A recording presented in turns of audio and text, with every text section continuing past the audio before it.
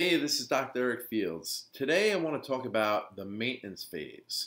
So when you finally lose all that weight and you finally reach your goal, you are now in the maintenance phase.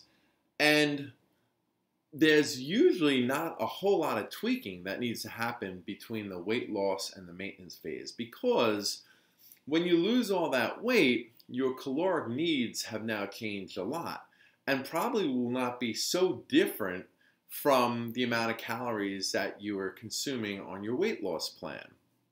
So maybe only some minor tweaks that need to happen.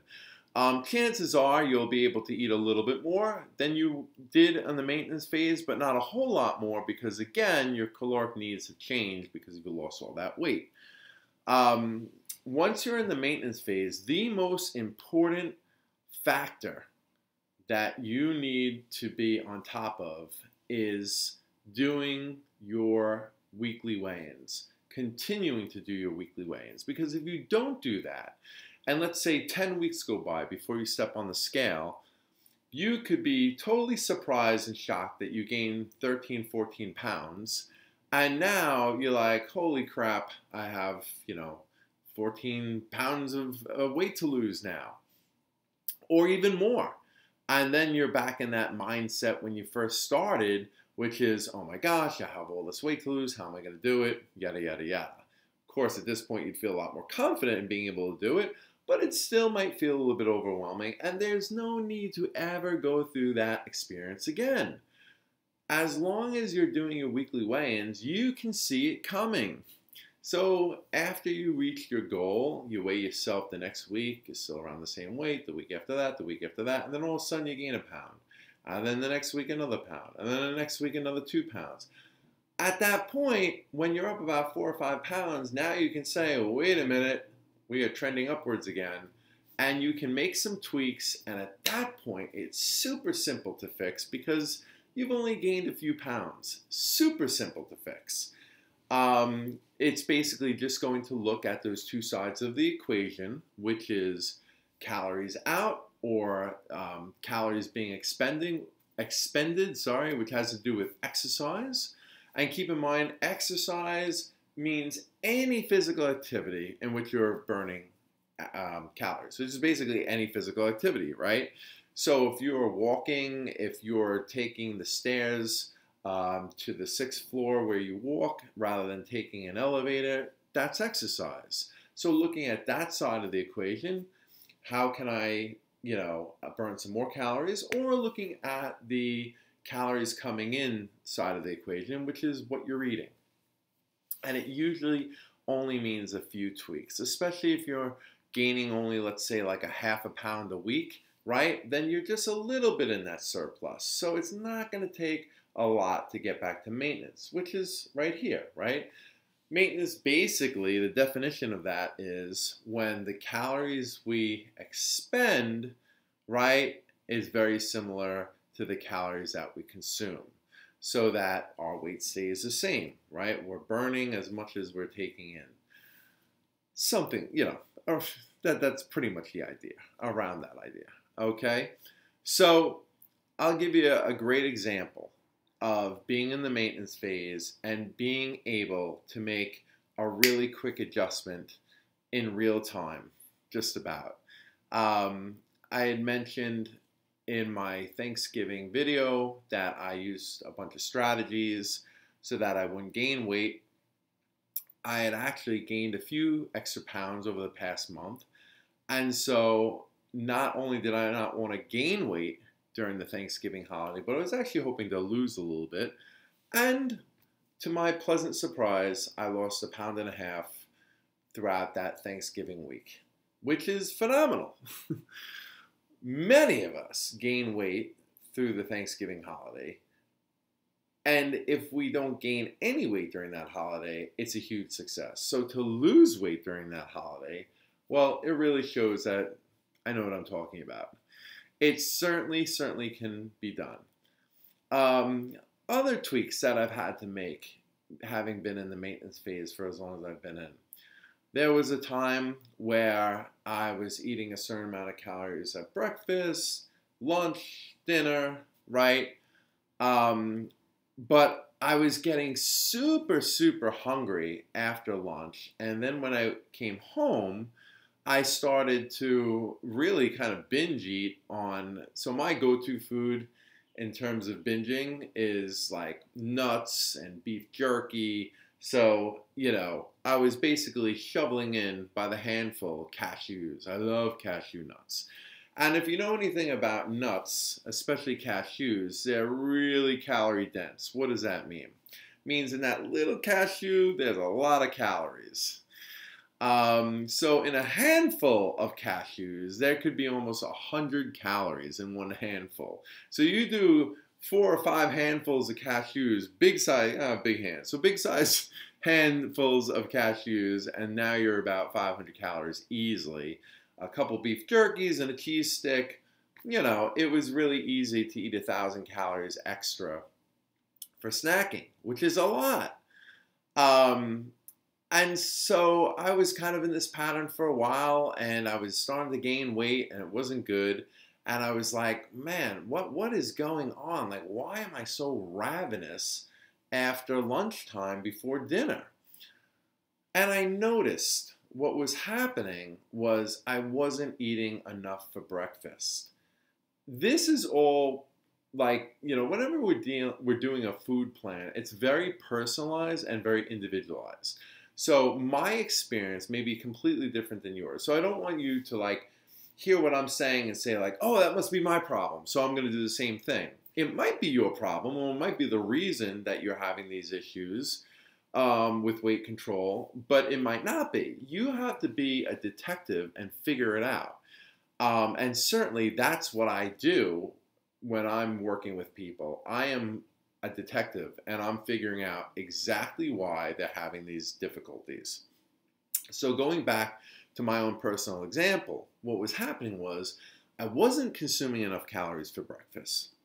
So I would still be kind of hungry after breakfast. Now, as lunch comes, I'm only eating a certain amount of calories for lunch, and that's not enough. And the hunger wave has already started. So now I'm eating lunch, and it's like I'm constantly behind the 8 ball, so to speak, right? Like every meal is leading to me feeling more and more hungry and deprived because I was already hungry and deprived from the prior meal. So now we get to lunch, and it's just really not doing the trick at all. And now I'm even hungry after lunch than I was after breakfast. And now, as dinner is, in the near future, right, but still a ways away, it's around 4 o'clock in the afternoon, I am starving. And so it's so difficult to control those hunger urges and cravings when this hunger wave that you've created is like this domino effect. And then what was happening is I'd consume all these calories of not such great food, and then my healthy dinner that I had planned, I would eat, but maybe not as much as I should eat. So now I'm trading in not so good calories with like nuts, which are high in fat, and beef jerky, super high in fat, and all that kind of stuff for my healthier meal at night. So we've had a trade-off here of trading, less healthy food for healthy food, and then just ravaging, right, in terms of that meal between lunch and dinner that I have now kind of, superimposed into my eating plan by what feels like necessity because I was starving. This pattern went on for about a couple months until I finally started to experiment. I had these reservations about adding any calories to the day, which is super irrational. I want to talk about this. So many times we make these irrational decisions, right? It's like, at the time I was like, well, I don't want to up any of the calories. I don't want to up the calories of any of the meals, the actual meals, because that's extra calories. And then I'm going to have those extra calories on top of the snacking, not realizing that, well, all the calories from snacking is because you're not upping the calories in the other meals. And if you up the healthier meals, it would be much better than what's going on now, and chances are you wouldn't be ravishing. But in my mind, I'm like, no, I'm still going to eat that way, which is just irrational. Why would you still eat that way if you were more satisfied during the day, right? So these are like these irrational thoughts that we have. I'm a psychologist, and it happens to me too. You know, we're human. So I doubled the calories in my breakfast. Doubled. And I said, you know what? We're going to run the experiment, see how it happens. So I doubled the calories in my breakfast. That held me over big time. By the time I got to lunch, I was hungry, but not starving. And now that wave has been eliminated, where I'm constantly behind the 8 ball trying to satisfy my hunger, my appetite. So now I eat my lunch, and I feel totally fine after that. 4 o'clock rolls around, I'm like, uh-oh, is it going to happen? Am I going to, have those crazy, hunger pangs which cause me to like shovel handfuls of cashews down my throat? No, it didn't happen at all. I was totally fine, completely fine. I waited till dinner. By dinner time, I started to get hungry. I had my salad. I had my regular meal like I usually have. Nothing like what it was. And I estimate the amount of calories that I added to my breakfast was about a third or maybe even a quarter of the calories that I was consuming with the snacking. So you see that trade-off?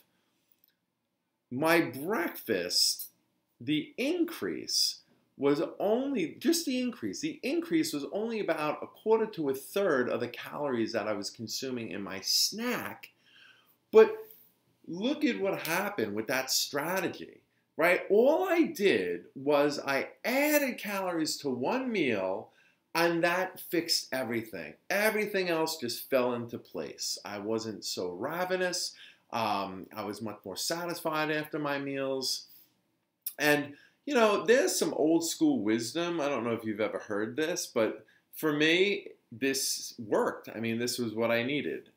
They say you should eat breakfast like a king, lunch like a prince, and dinner like a pauper. So what that basically means is your biggest meal of the day should be breakfast. Now, that might not work for everybody, but it definitely did the trick for me, and it totally changed that pattern and everything else. What is my main takeaway from this? A lot of times, you don't need to make drastic changes. Sometimes you think you do, and often you don't. Sometimes it's just a minor tweak here or there. Same thing with dealing with Thanksgiving. Like, you would think I would have to make these drastic changes to be able to lose weight throughout Thanksgiving. But to be honest, it wasn't drastic. I basically did a little bit of extra exercise in the form of walking that day. I fasted up until lunchtime, which sounds a little extreme, but it's really not. Going without a meal up until 1 o'clock when I know that I'm going to consume a lot during my Thanksgiving meal is really not that difficult to do. A lot of times it's in your mind that that's so difficult to fast for a period of time. Didn't fast for an entire day, for 2 days, 3 days. I fasted till 1 o'clock. So I did that. And also that day I did a kickboxing routine. That was some extra exercise as well. I fasted to 1 o'clock, and then I ate. I didn't ravage. I definitely had my fair share of snacks because I love hors d'oeuvres.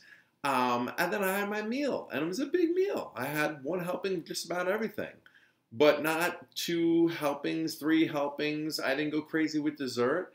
And then the next day I got right back to my usual eating plan. Right?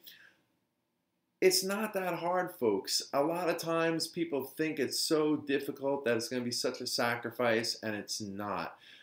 A lot of you are probably either gaining weight slowly or in a maintenance phase. In other words, whatever weight you're at, you've been pretty much the same weight for many months. And I know you don't like being at that weight. You don't like maintaining that weight. But my point is, If you're been able to maintain the same weight for a period of time, then guess what? It shows you one thing. You do have some weight control. You're able to maintain your weight. That's something. And even if you're gaining weight, but only a little bit, that shows some weight control. You're not gaining a whole lot of weight each month. So if you're already in a maintenance phase or slightly above, a few tweaks is all it takes to put you in a deficit, and now you're steadily losing weight. And a few tweaks are not painful, and it's not a lot of discomfort. And if it is, then it's mental and it's in your mind, and that's something we can address and fix. Stay tuned for more. This is Dr. Eric Fields.